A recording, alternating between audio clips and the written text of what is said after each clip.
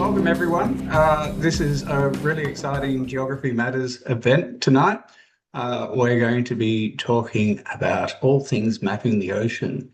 As you know, we are an island continent. We are surrounded by oceans. We have one of the largest marine jurisdictions in the world. In fact, it's approximately double the size of our landmass and 4% of the world's oceans. Stop me, Jodie, if I'm sort of stealing any of your lines here. But yes, understanding our ocean is essential to realizing the economic, environmental, social, and current cultural benefits of this valuable natural resource. What we have tonight is from Geoscience Australia. Dr. Jodie Smith will discuss the topic of mapping the oceans with Fugro's Paul Seaton. So Dr. Jodie Smith is head of the Oceans, Reef, Coasts and the Antarctic Branch at the Geoscience Australia. Jodie has over 20 years experience leading coastal and blue water marine research with multidisciplinary teams across Australia's tropical, temperate and Antarctic regions. Hopefully Jodie will show us some of the Antarctica photos that she has. Jodie is the executive champion for neurodiversity at Geoscience Australia and an advocate for women and girls in STEM. So Jodie is our guest tonight, and we then have Paul Seaton who will be interviewing Jodie for us after her presentation. So Paul is from Fugro, and he is the Climate and Nature Director at Fugro Asia Pacific. He studied economics at the University of Queensland before completing a Master's in International Relations at Macquarie University. Could have done it here, Paul, but anyway. In his role as Director of Climate and Nature for APAC, Paul has led Fugro's strategy to capture climate change-related work in the Asia Pacific and secured landmark projects with the UNDP and Asia Development Bank. So welcome to both of you. Welcome to everybody who's listening in tonight. And yes, we'll record this and pop it up on our RGSQ YouTube channel as well. I will hand it over to Jodie to start our presentation, and then Paul will take over with the interview. Thank you so much for that warm introduction, Gavin. I'll just share my screen with you all. Is that working? Oh, there we go. Okay, hopefully you can all see that. Can I get a nod from Paul if you can see my slide? Perfect, thank you. All right, it's my great pleasure to join you all tonight, and thank you all for coming along to hear about mapping the ocean. So as Gavin said, I'm the branch head of the Oceans, Reefs, Coast and Antarctic Branch at Geoscience Australia. The one thing you need to learn in government is you need a good acronym. So the acronym for my branch is ORCA branch, deliberately chosen because it has an ocean theme to it. My other role is as chair of the Seabed Executive Board, and I will speak a little bit about Seabed a bit later in the seminar. But essentially at Geoscience Australia, we're the national geoscience agency, and we're in my branch, we are responsible for largely mapping and characterising the seabed and also defining Australia's maritime jurisdiction. I would also like to start with an acknowledgement of country and pay my respects to First Nations peoples and their enduring connection, contribution and obligations to country. I'm joining you tonight from Ngunnawal country down here in Canberra. So normally I would start one of these seminars with a bit of a what is seabed mapping or ocean mapping and how do we do it? But I'm actually going to flip the script a bit tonight, and I've decided to start with why, because for me that's probably the most important thing, because hopefully at the end of tonight you can all walk away and go, yes, I know why we map the ocean and why it is so important. The reason we map the ocean is, oh, my slide's working. You may not realise it, but the ocean is part of your everyday life. I'll give you a couple of examples. I'm sure many of you like to keep in touch via FaceTime or other apps with friends and family all over the world. If you're like me, you like a bit of downtime and you enjoy your streaming services. I also enjoy a bit of online shopping, and I'm sure many of you are used to getting packages in the mail from international companies such as Amazon. All of our internet banking as well is an important source of our everyday lives, as is Googling and using the internet for a whole range of things. And probably most pertinent to tonight, we're all currently joining this seminar on Zoom. And you may not realise that all of these things actually involve the ocean, because they all use submarine cables to transmit internet connectivity. A lot of people think that our internet comes from satellites and, the Elon Musks of the world, but the reality is 99% of Australia's internet connectivity actually travels through submarine cables. Now, if you're going to build a cable on the seabed, lay a cable on the seabed that connects 99% of Australia's internet traffic, you want to make sure you put it in a place where it's not going to get damaged, where it's going to be relatively stable. That involves mapping the ocean. So that's my first example of why we map the ocean, because it impacts our everyday lives and the activities that we do. The other reason we need to map the ocean is if you are one in every 17 Australians who likes to take a cruise. It is a very popular recreational activity. This is the Costa Concordia, and this is what happened to the Costa Concordia. I'm sure that if you take a cruise holiday, you do not want it to end like this. The Costa Concordia hit some shallow rocks, and that was the end of a lot of people's holidays. So for very simple reasons, it's important to map the ocean floor so that we know where it is, so we don't crash into it and we have safe navigation. Being an island nation, as Gavin mentioned in the introduction, the large majority of our imports and exports come via sea. Shipping is a huge industry in Australia. So all of you who have a new hybrid car, electric car, any car really, it would have come to Australia via the sea. And actually about 80% of Australia's trade actually transits the ocean. So the ocean is an important part of our lives in this respect as well. Looking further towards the future, we all rely on energy. There's a lot of discussion at the moment about energy security, petrol prices going up given current world events. As we move to the future, it is predicted that up to 11% of Australia's electricity will come from offshore renewables by 2050. If you are to build large wind turbines out in the ocean, you need to understand what the ocean floor looks like so that you can anchor this infrastructure and all of the pipelines and cables that connect it onshore. So again, another important application of mapping the ocean. Another example from Queensland, this is a photo from tropical cyclone Alfred, which actually developed over the ocean. And the point here is that the ocean controls a lot of Australia's climate and weather systems. And so understanding the ocean and mapping the ocean feeds into our understanding of ocean models, so that we can better predict and prepare for damaging cyclones and other severe weather events. This particular tropical cyclone affected over 500 kilometres off the Australian coastline, and majority of the Australian population live along the coast. So it's really important to understand the ocean so that we can then feed that into our ocean, weather and climate forecasting. So they're just some examples of why we map, and hopefully you realise that, yes, the ocean is important and we do need to map it.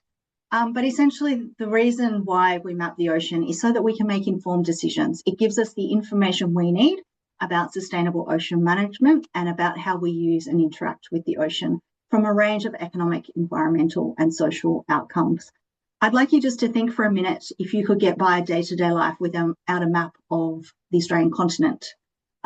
We use maps for all sorts of planning decisions, how, transport, how we're going to get from A to B. It's comparable to mapping the ocean. We need to understand the ocean so we can make decisions about how we're going to use it and interact with it. The ocean actually is a huge contributor to our economy. You may have heard the phrases the ocean economy or the blue economy. They're terms that are used interchangeably. The graph on the left there just shows the the Asian Pacific ocean economy growing over the next 10 or so years. And you can see pretty much in every part of the world, it is increasing rapidly. On the right is a figure from the Australian Institute of Marine Science. Every second year they release the Index of Marine Industry, where they actually quantify how much marine industries are worth to the Australian economy. Their most recent report that came out in 2025 showed that Australian marine industries contribute $229 billion worth of economic outputs. That is significant. It's equivalent to about 9% of our GDP. So the ocean economy is an important part of everyday life in Australia and, importantly, our economy. A couple more examples of why mapping the ocean is important. One of them is to reduce investment risks.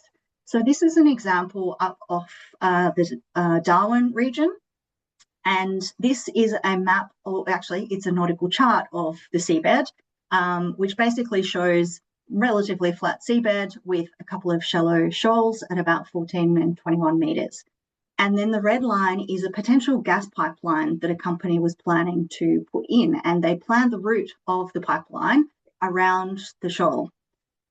Subsequently, there was some high resolution mapping done of that particular ocean floor. And as you can see, what was on the chart was not actually what was there in reality. You can see that that shallow shoal is in a slightly different position. And as a result, they rerouted their proposed gas pipeline and was able to make it a lot shorter. This actually ended up resulting in a $3 million cost saving for the company, ConocoPhillips, back in 2005. And this just shows that when you have, large companies investing in offshore infrastructure, having detailed information of the ocean floor is really important for making those investment decisions and ideally saving some investment money. This is another example from the fishing industry. And so this particular example is off Heard and McDonald Islands down on the Kerguelen Plateau, down in the Southern Ocean. And this is the old map of the seabed that we had in that particular region. And it's an important area for fishing for Patagonian toothfish. Following some more detailed mapping, you can see there's a lot more detail on the ocean floor in that area. And importantly, the fishing industry down there were delighted by this new data that was made available. So one of the CEOs from one of the license holders said that basically the new bathymetry data increased their productivity and the economic efficiency of their vessel fleet. They were able to go directly to the fishing, the areas where the fish habitat were most likely to be found, and so they were much more productive and efficient. Another license holder basically said that the new data improved their catch rates, but it also helped with their sustainable management of the toothfish. It reduced their bycatch because they were literally targeting the areas where they knew that the toothfish were to be found and reduced catching other species. So that's a great example of how ocean mapping has led to better outcomes. There's also environmental outcomes to be had from mapping the ocean floor. This particular example is a shallow shoal up in, again, up off the Northern Territory in the Oceanic Shoal Marine Park. And this particular little seamount is a very important habitat for biodiversity. And on the back of this detailed mapping, this area was actually declared a green zone, which is a higher level of marine protection than what was declared over the broader marine park. And so by having the more detailed information of the ocean floor, we're able to make more informed decisions about what needs to be protected.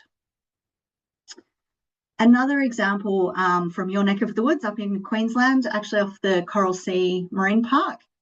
This is the North Flinders Reefs in the Coral Sea Marine Park. And on the left is the map that was available through the Allen Coral Atlas of the North Flinders Reefs. And you can see the sort of general outline of the reef that was available. The diagram in yellow is actually the Coral Sea Marine Park Management Plan from 2018. And so Parks Australia, which is part of the Commonwealth Government, developed management plans for each of their marine parks. And this is the one that they had for this area of Flinders Reefs.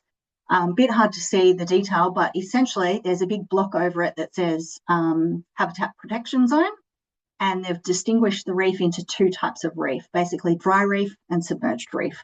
And that's because that's all they knew about it at the time. They knew that some areas were exposed and others were submerged, and therefore we'll just protect the whole thing and treat it as one big homogeneous reef. Subsequent mapping of this reef, you can see in the bottom left of that diagram there is the high resolution ocean mapping data of that reef. Beautiful data set. And then the subsequent geomorphic mapping, where we actually use the bathymetry to actually identify all the different types of seabed features on that reef. And you can see just from the labels the variety in that particular example. Everything from a big lagoon in the middle, we've got patch reefs, platform reefs, we've got some terraces and channels and slope areas. By having this next level of detail, it means, again, that decisions about environmental management, which areas require the greatest protection, does the whole area require the same protection or different types of protection, it enables you to make those more informed decisions rather than just a blanket rule of this reef is all the same. And these are just a couple more examples, which I won't go into too much detail, but I just wanted to give you, I guess, a sample of the diversity of applications of mapping the ocean. The first one is maritime boundaries, and unfortunately this is not the greatest diagram, I apologise. But for those of you who don't know how maritime boundaries are determined, essentially each country who has ocean territory is allowed to claim an exclusive economic zone, which is 200 nautical miles from the coastline. I'm not sure if you can see, but this faint yellow line here is that 200 nautical mile exclusive economic zone off the coast of Western Australia. This is an area known as Naturalist Plateau down in the southwest. And importantly, there is this big seabed feature which is an important feature for maritime boundaries because countries are allowed to claim areas of extended continental shelf that go beyond the 200 nautical miles if they can prove that it is part of the continent. Now, you can see clearly here, this whole plateau is clearly connected to the Australian mainland, and you can see this red line here shows the area that Australia has claimed as extended continental shelf. So essentially by mapping the seabed, we are able to claim a larger area of the ocean around Australia. We've got about 9 areas of extended continental shelf around the continent, and this gives us exclusive rights over these areas, whether it be for resource extraction or environmental protection. It basically is within Australia's jurisdiction. So that is an example of, again, why mapping the ocean is important from a national sort of jurisdictional perspective.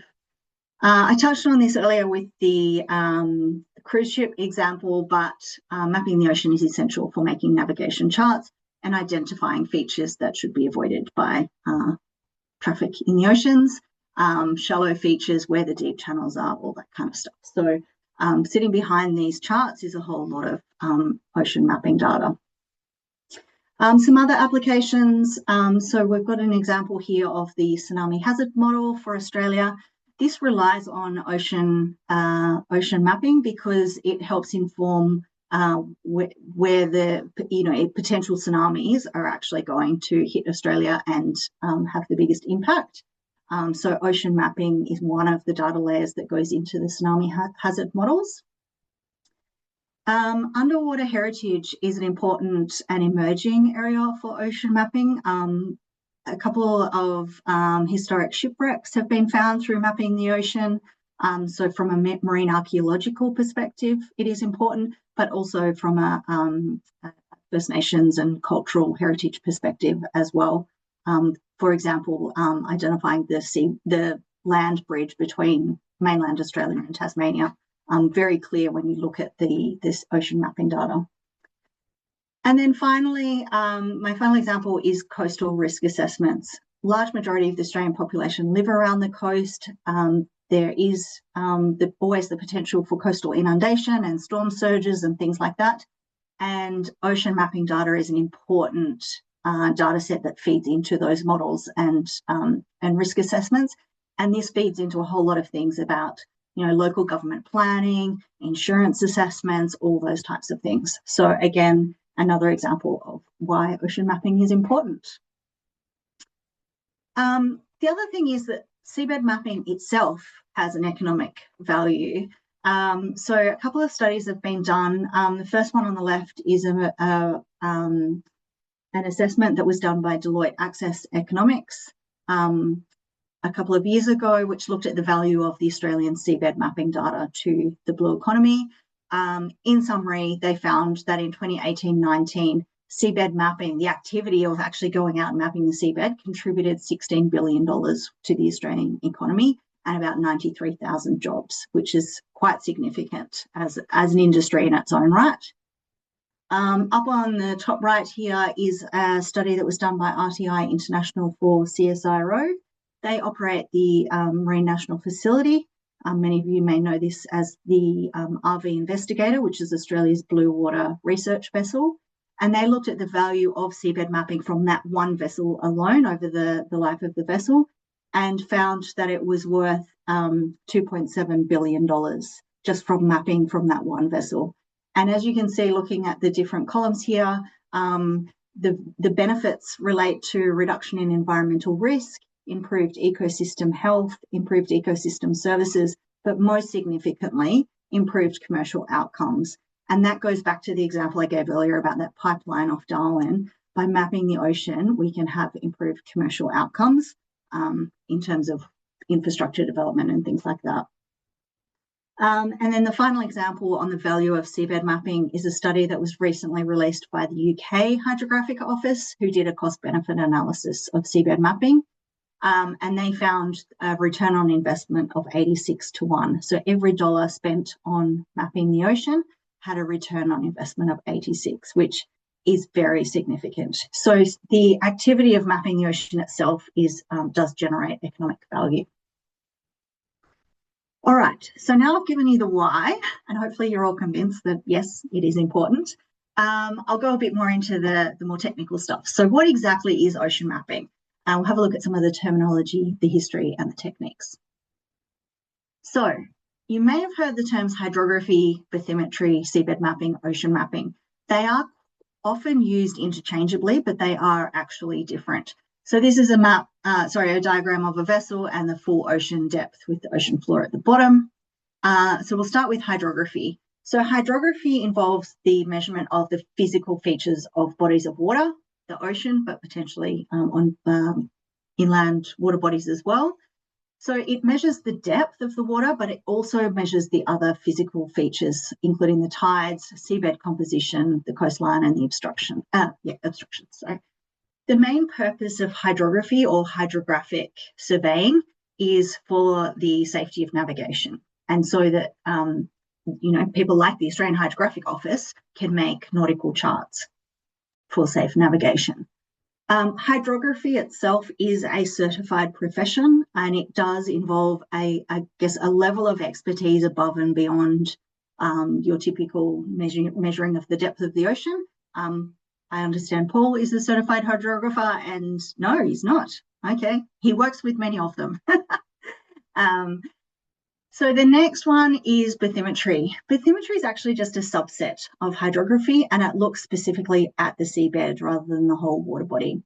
So it measures the shape and depth of the seabed, and it's a bit more diverse in that its purpose is multi-use. So all the applications I just gave you, from ocean models, tsunami models, understanding underwater cultural features, that they all rely on bathymetry and understanding the shape and the depth of the seabed.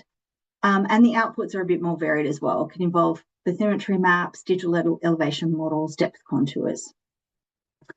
So where does seabed or ocean mapping come in? Essentially, bathymetry is also a subset of seabed mapping.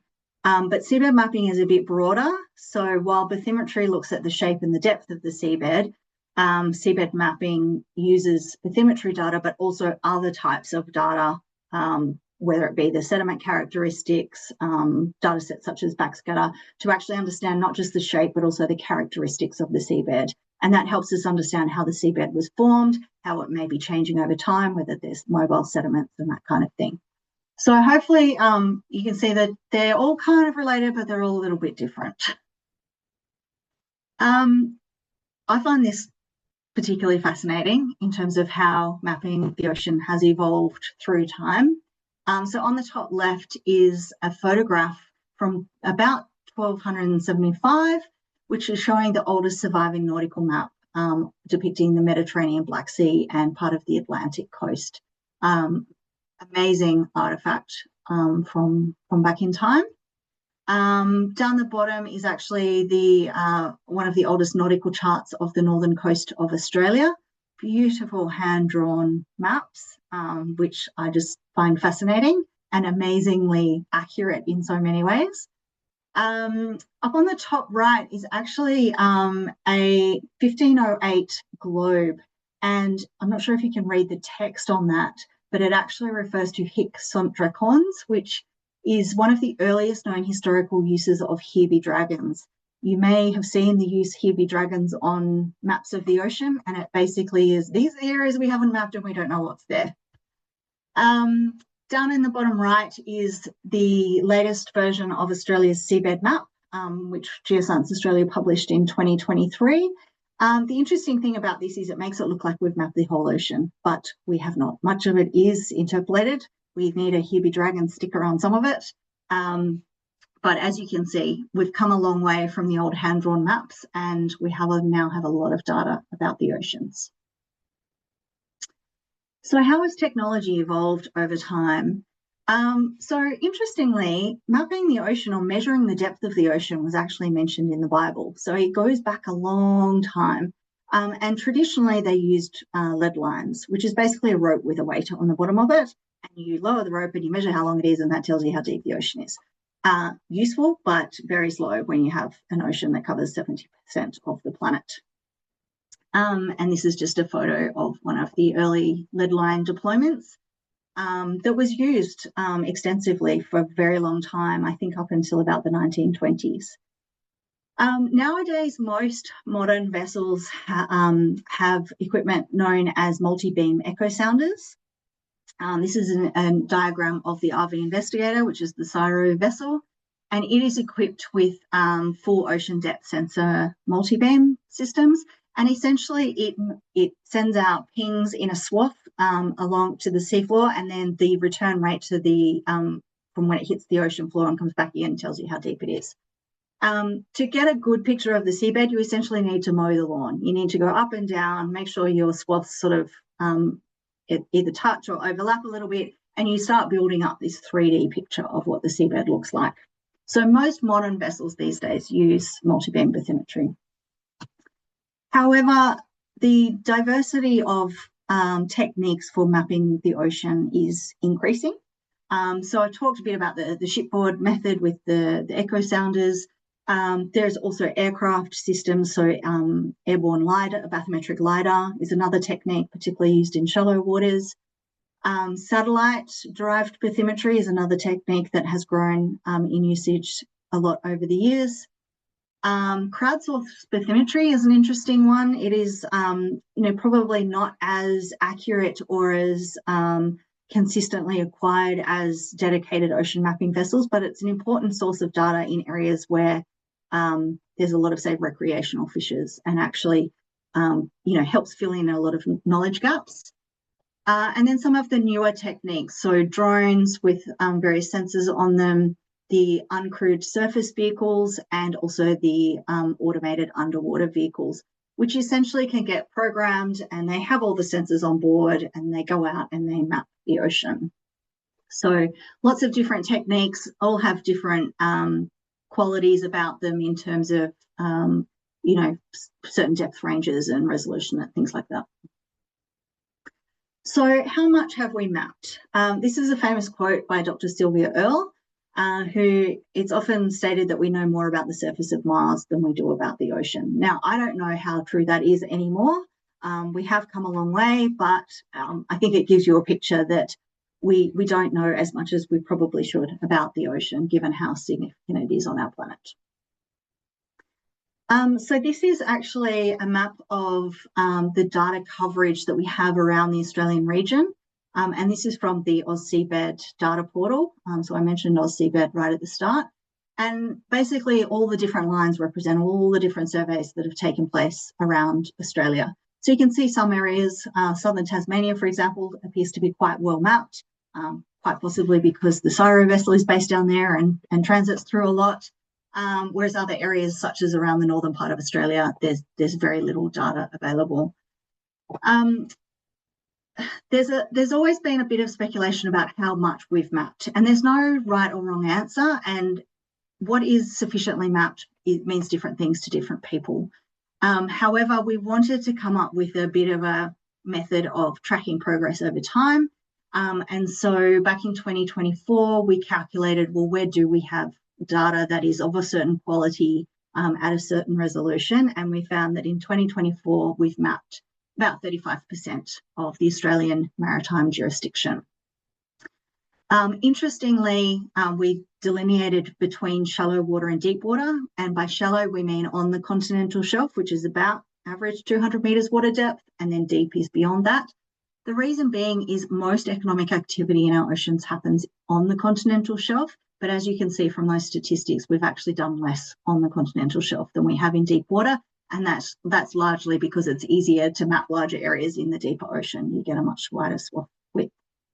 The other thing is that percent mapped is not the same as percent surveyed. So the Australian Hydrographic Office, which has very high hydrographic surveying standards for including data on chart, would have a very different statistics if they were to calculate it. So this data is certainly not of hydrographic quality, but it is what we consider to be sufficiently mapped for a range of ocean applications.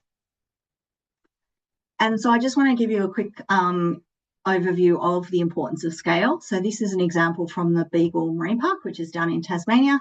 And this is the 250 metre bathymetry grid for that area.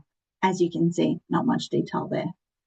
At 30 metre resolution, all of a sudden we can start to see some relict dune features on the seabed. And these have subsequently been found to be really important habitat for various species. The next diagram here, and it's a very subtle change, is actually a 2 metre grid over that same area. So you can see the same relic dune features, but the difference between the 30 metre and the 2 metre grid is not that significant, and yet to map at 2 metre resolution is very, very time consuming and very costly. So we have identified that 30 metres is kind of the sweet spot. It gives you enough information to make informed decisions, but it won't be useful for every application. But when we're mapping at a national scale, 30 metres is valuable. Okay, I'm going to scoot along here. So who maps? Basically, lots of people. Governments, universities, state governments, private companies. There's a whole lot of people with vessels out there that are mapping the ocean. The big challenge is we have a very large area of ocean, and we've got lots of vessels across lots of different organisations, and this leads to a whole lot of problems. So different data formats, different ways of collecting the data, not knowing who's got what data and who's mapped which bit. So these are some of the issues that were identified. And so the Australian seabed mapping community basically came together and said, we need to collaborate. We need to reduce duplication. We need to leverage each other's expertise. We need to share data. And this led to the formation of the AusSeabed initiative. And so this is the national collaboration across government, industry and academia that basically aims to improve the awareness, coverage, quality, accessibility and usability of seabed mapping data, with the whole premise of let's map once and use many. So if someone's going out and mapping the ocean, let's collect it in a way that can then be used for a whole multitude of reasons. And then this leads into international efforts, such as the Seabed 2030 project, which is essentially trying to do exactly the same thing, but on a global scale. And so my final slide is what next? I wanted to share this image with you. It is actually a map of the world using the Spillhouse projection, which basically puts the oceans at the centre, which I think is quite apt given that 70% of our planet is covered by ocean. What next? Basically, I guess my call to action for all of you is to remember how important the ocean is, recognise how it does interact with your day-to-day life, even if you live nowhere near the ocean. Share your knowledge with your friends, your family, your colleagues, and I guess, do what you can to, support efforts and to use that sort of trusted seabed data to help inform decisions, everything across the economy, the environment, and social outcomes. So I will leave it there and I'll hand over to Paul. Thank you very much, Jodie. Not really handing over to me because you're hanging on. I've been madly taking notes as you've gone through that, and I've got lots and lots of questions. And a shout out to the members of the audience, particularly John Mashke, who is a hydrographer, and we're lucky enough to have him here. So we might get some questions or insights from John, because I know he's very active with the Hydrographic Society and promoting the industry in and around the region. But your presentation talked about just how deeply the ocean affects us all on a daily basis. Even if we can't see the ocean, we're some miles from it, it's still a critical part of our life. For the average Australian or the people here with us tonight, what do you think is the biggest misconception about the ocean? Something that we don't understand that we probably should. Yeah, so I think probably that, most Australians, including myself, engage with the ocean for recreation. We go there for holidays, we enjoy spending time at the beach, and we don't really understand the economic value. You look out and it's a big, vast blue expanse and you think there's nothing there. But actually the oceans are a contested space. There's a lot happening out there. It's important for our climate, it's important for our national security, it's important for our economy. And so I think the biggest misconception is particularly around that economy piece. The ocean is worth something. And if you're probably shareholders in companies that use the ocean, whether it be they're laying cables or they're, investing in energy, the ocean is actually part of our economy. And I think that is not well known or understood. And do you think that's something that's starting to change, or are we still yet to get the message through? I mean, I'm hoping that, all these people turning up tonight means that there is a growing interest, there's a growing awareness. But I think it's slow going. I must admit, I go out and I talk to people and they're like, oh, what do you do? And I go, well, I'm sort of responsible for the team that maps the ocean. And they're like, why do you do that? Like, it's not part of your everyday vernacular. And so I think that definitely there's a long way to go in terms of that education piece. And I think ocean literacy and the ocean finance aspects, there's definitely opportunity there for increased awareness. We hear the term ocean literacy used more and more. So we're in the middle of the UN Decade of Ocean Science. We're halfway through that, and we hear the term used. What do you think it really means, and is it something that we're starting to embrace? Yeah, it's interesting. Earlier actually it was late last year, we attended the National Marine Science Symposium where the marine science community came together, and ocean literacy was talked about in pretty much every discussion. And I think it really is that understanding and the awareness of why the ocean is important, what role it plays, what function it has in our society, so that people can engage with it and make decisions that affect their lives, that affect the Australian economy, our environment, our weather, all those sorts of things.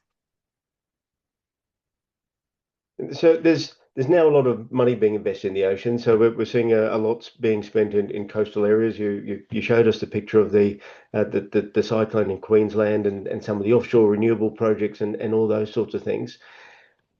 What role does that ocean data play in unlocking that capital? And how do you think we can, I guess, improve that? Yeah, so, I think, governments, private industry, everybody's investing a lot in the ocean, whether it be for offshore renewables, all sorts of things. So again, those decisions, the need to invest money relies on evidence and data. And that's where seabed data or ocean mapping data comes into play. And I think it needs to be trusted. And by trusted, I mean, it needs to be high quality, it needs to be reliable, it needs to be fit for purpose, it needs to be clear where the data came from. And for the data to be trusted, it can then be used to inform those decisions. And I think a lot of the trust out of Australia's seabed data comes from that collaboration angle. The fact that the entire community, although they're all there for their own individual purposes, whether it be research, whether it be creating charts, whether it be, doing surveys for offshore renewable companies, the fact that community is working together through the seabed initiative means that we're all working together to improve the quality, ensure consistency, and that builds that trust, I think, in the data. And that will be key for unlocking that investment and the capital in the ocean. The Oz Seabed, it's a really interesting initiative, and it's a critical piece of infrastructure now for our economy, particularly when we look at the ocean side. What are some of your experiences, your takeaways from sharing data? So if there's a relatively few people that are collecting the data, so what's the incentive then to share it? And how do we encourage that? Yeah, it's interesting. Seabed's one of those initiatives which was kind of developed from the bottom up. It was from the people that were actually out there doing the mapping, and they recognized the need. We just don't have the resources individually to do this, to map the ocean around Australia. But by coming together, we can leverage expertise, we can share knowledge, and we can actually collect data that's going to help others, but at the same time, they'll collect data that will help us. So I think there's that mutual benefit that comes from collaboration. And it's been fascinating to watch since 2018 when Oz Seabed was kind of first born, you could say, and how much the community has become engaged and invested. And I think because everybody sees the benefit of working together. I mean, I could turn it back to you, Paul. You're part of that Oz Seabed community. Why are you engaged in it? I think there's lots of reasons. The first is you talk about mapping once and using many times. So if we're collecting data, if someone's investing in collecting data, the best way you can get a return on that investment is by allowing other people to use it, to have more uses for it. So an example of the sort of work that we've been doing in and around the Pacific has been mapping for nautical charting, maritime safety, but then making sure members of the community have got access to that data to do some coastal modelling. So you showed a picture of the cyclone on the Gold Coast, which was a terrible event to sit through, and it cost the community in Queensland somewhere between 1.8 $2.2 billion, depending on who you ask. But I think one of the key takeaways of that is we have to ask ourselves how well prepared for it we really were. So if we had better ocean or nearshore data, we can do coastal engineering to prepare for that. So we do more modelling. We know how the flood inundation is going to affect coastal areas and assets, and we can put in protective barriers. And when you make those sort of investments based on that sort of data, the savings in and across the Pacific have been anywhere between $7 for every dollar spent on mapping. So mapping's it gives a great return, which I guess leads me to the question. So you point out that we've got about just under 14 million square kilometers of ocean to map, but we've mapped somewhere around 30% of it, give or take. Have we got enough assets out there mapping? Are there enough people? Are there enough tools? Is there enough effort going into this? Yeah, good question. I think I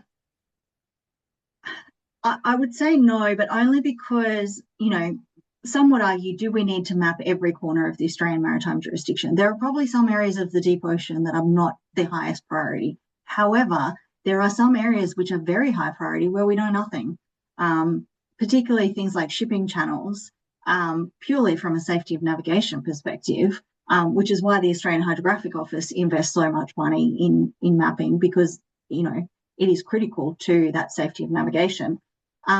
But also, new industries being developed, new marine industries. Offshore renewables is a whole new industry. It doesn't exist in Australia yet. But for it to get off the ground, we need to map the ocean in areas where there hasn't been development before. So I would say there's still a lot to do. Obviously, it's too much for any individual organisation to tackle on their own. And that's where the collaboration comes together. But it is so time consuming. I think someone did the calculation once of how long would it take at current rates to map the entire Australian maritime jurisdiction, and it's well over 100 years, and that's just unrealistic. So I think it's a matter of collaborating to identify the areas of highest priority, but also adopting the technological advancements. And I talked about the uncrewed surface vehicles and the AUVs and things, and that's definitely the way of the future, including satellite-derived bathymetry in shallow waters. Paul, I know Fugro has been moving into this space, as have many other private companies that do the offshore mapping. It's really exciting because not only will it expand our reach, seabed mapping is time-consuming, it's expensive, it requires sending people to sea for long periods of time. So if there's ways that we can use technology to overcome some of those barriers, then I think we'll make quite a significant progress in the future. Yeah, I think the technology stuff is really interesting, Jodie. So you do a lot of work about trying to bring girls into STEM projects, and if you look at hydrography and offshore mapping, it was a case of having to go to sea for a long period of time. It was hard. It was arduous work. But now that we're using satellites and autonomous vehicles, we're finding we're able to bring much more gender equality into the workplace because it's becoming more science and process based, and we've got a broader range of people, a more diverse range of people applying their insights. Looking at that trend, where do you see that going in the next 10 years? And so what are some of the most exciting elements of that? Yeah, I think, there's probably fear that, autonomous vehicles and all this automation is going to take away people's jobs. But I think you're right. There is still going to be a need for those expertise. And, particularly in the hydrography space, certified hydrographers that really can ensure the data is at the quality needed. But if technology means you can do it from shore, then that leads to better work-life balance. It's a cost saving. It is expensive to send people to sea for weeks. So if that money can be invested in other ways, I think that that's, a real opportunity. And it means also that people can probably have a bit more diversity in their roles. So they're not just going to sea and then coming home and recovering and then going out on the next voyage. They can spend some time, supporting vessels at sea and then, doing other aspects of their role. So I think it's a complete win-win. I know some people who love going to sea, but I think, in Australia and probably globally, there is a shortage of people willing to go to sea. So I think having that flexibility of being able to do things from shore, potentially with a reduced number of people at sea, then I think definitely that's a win-win.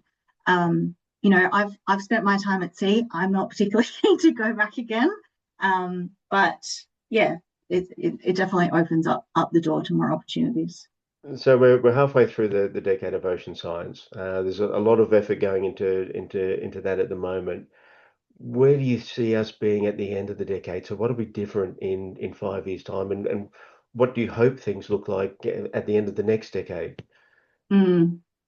Yeah, so I think, there's one, obviously over the next little while, we need to keep mapping. We've only done about a third of our jurisdiction. There are still a lot of high priority areas where we just don't have the information. But for me, I think it's going beyond just collecting the seabed data. We actually need to then turn that data into information and actionable information so people can make real world decisions about it. And I gave an example of the Flinders Reefs up in the Coral Sea Marine Park. Bathymetry is just the first step, right? But then actually interpreting that data and going, well, what does this mean for the biological communities that live on that reef? Or what does it mean if this part of the seabed is, got underwater landslides, and I want to build wind turbines? Like, how do we actually turn the ocean mapping data into something that people can use for decision making? And I think that's where I'd like to see things go, is sort of along that value chain from just data to information and knowledge, and really helping people make smart decisions. Which is probably a really good time to open up to some of the questions, just being conscious of the hour. So Daphne's asked a question in the chat box there. Who purchases the data once it's collected? Yeah, good question. So not everybody purchases it. So for example, the data collected on the RV Investigator is for research purposes and it's made publicly available. The data collected by the Australian Hydrographic Office is used in the charts and is then available. Probably the only time data is purchased is more in the private industry, which Paul's probably in a better place to answer than me, because I work in the public space where any data that is collected is made publicly available, and that's really the intent of the seabed initiative, is to make the data available for all.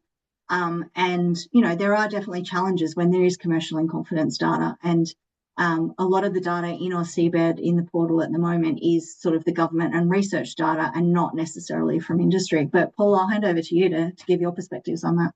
Yeah, so the work that we do, it falls into a couple of categories. We do collect a lot of work on behalf of the government. So the government will outsource things because industry has assets that complement that fleet, and we're constantly investing in innovation technology because we're competing, and that's just the nature of the commercial world. So sometimes it's on behalf of governments. Other times it might be on behalf of industry. Offshore wind farm developers will pay private industry to come in if the area is not mapped to collect that information. And that raises a bit of a challenge that we have, is how do you encourage people to share that data?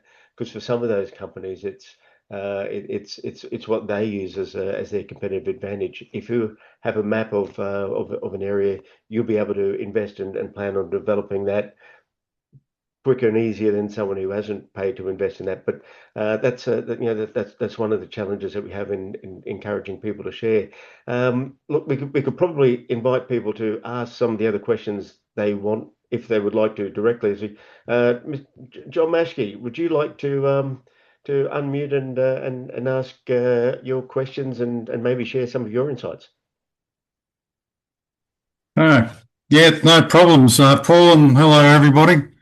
A few questions I have. Well, just my background, I am a hydrographic surveyor, and I also have the distinction of having a shoal named after me, which is nice. I'm not even dead yet. But anyway, one of my questions is how much collaboration between the Southwest Pacific countries is happening with regard to data collection. I know that Geoscience Australia was with seabed, Seabed, does a bit of collaboration, but how much generally is occurring? Yeah, thanks for the question, John. In terms of data collection, I would say not that much. Definitely from a government research perspective. Paul has probably a different perspective because I know Fugro is working out in the Pacific. But the reality is, from a government perspective, we don't have the vessels to even do our own mapping, let alone in the broader region. That being said, the RV Investigator did recently do a survey out near Tonga looking at the volcano that erupted. And so they did do some mapping out there. But most of our collaboration with Pacific countries is actually through the Seabed 2030 initiative. And it's more about not so much the collection of data, but the management and the publishing and the sharing of data and the standards of collection and things like that. So we're definitely collaborating with them, but not so much in the collection. But I will hand over to Paul because I know he's doing quite a bit of work in the Pacific. Yeah, it's a really good question, John. So there's actually quite a strong level of cooperation amongst the Pacific countries. So there are varying levels of capability across those countries. You have countries like Fiji, which produces their own nautical charts and have got some terrific personnel. And then it varies with some of the smaller countries because it is difficult and expensive to train people in hydrography and maintain vessels and assets. But people are sharing their experience. They are starting to work together. We've got a project underway at the moment with the Pacific Community, SPC, which is a partially Australian government-funded project, but also with UNDP, the Green Climate Fund, and New Zealand as well chipping in, where we've put together a few survey areas. So we're mapping parts of Tonga and the Marshall Islands, and we'll be doing capacity building as part of that. But they have come together for the planning and the sharing experiences and working together to encourage it. And hopefully that will roll on, and there'll be some other projects done elsewhere. But it's something that is definitely improving. Yeah, thank you for that. If I may, One of the big issues that's happening at the moment is this issue of seabed mining. What sort of work is Australia doing with regard to the effect of seabed mining on the marine environment and the associated ecology around it? Yeah, so I guess the first thing I'll say is the Australian government policy is that we don't do seabed mining within our own jurisdiction, but we are definitely part of the International Seabed Authority, which is there to regulate mining in international waters. So the Australian government, through Department of Foreign Affairs and Trade, has representatives on that. But probably in terms of your question around the ecology and the impact on the marine environment, there was some work that was published by CSIRO, I think it was last year, where they looked at cumulative impacts and kind of a framework for assessing cumulative impacts. So that's probably, from an Australian perspective, the most work that's been done in that space. I know there was a bit of media coverage at the time, so I'm sure if you looked it up, you'd be able to find it. But as that was led out of CSIRO, I don't have all of the details. Thank you. There's a couple other questions here. We might just move on, if that's okay, John, just to get through some of the others. I think there's one there for Gavin, who's asked about the large cube off the coast of southeast Queensland and the large swath of WA, which Jodie will know exactly what that one is. Yeah, the large cube of Queensland is an interesting one because it is very much a cube, which is a very artificial shape. I actually suspect that is a compilation of multiple surveys that was created by Rob Beeman for that part of the world, but I would have to double check that, as opposed to a very detailed block-sized survey over such a large area. The one off a large swath off Western Australia is the data from the search for the MH370, so the largest ocean mapping effort in our region by far. And they did detailed mapping of the actual search area, but the most fantastic thing was that they also collected data as the vessels transited in and out of the port in Western Australia, and so they actually collected a huge amount of data in the Australian region, basically from the coast out to the search zone, as well as that full search zone itself. So that is definitely probably the most comprehensive ocean mapping we have, unfortunately tied to a tragic event. But yeah, again, another example of the value of mapping the ocean is for search and rescue efforts. Not a question, but a great comment from Ray Anderson. Just a comment here. I reckon Jodie's office is in charge of one of the largest geographical areas on the planet: ocean, seafloors, coastlines, Antarctica. It sounds like we need more scientists and ships to support GA's efforts. Couldn't agree more, Ray. John, again, look, in interest of time, I'll just quickly read out John's question. If climate change results in changes in sea levels, how can we monitor its effect on seabed change? Is this important? Yeah, I mean, in so many ways. Yeah, climate change is a huge area of research in the oceans, obviously, and there are some areas of the seabed that will be more affected than others. I guess from my perspective, we're not heavily involved in that research per se. It's much more being led out of the research communities and some of the other research agencies, such as the Australian Institute of Marine Science. I mean, it's going to have huge implications, ocean acidification on, our coral reefs and things like that. So I guess all I will say is, yes, it is very important and is probably worthy of another seminar of its own right. And Gavin, you might want to interject. How are we going for time? We got time for another question? I think we could answer Samaraj's last question there, and then we'll wrap it up. Samaraj, did you want to ask a question yourself, or?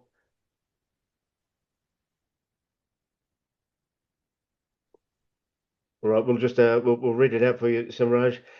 Can we monitor the health of the coral reefs while restoration projects in the Great Barrier Reef via ocean mapping? And if yes, which methods are used?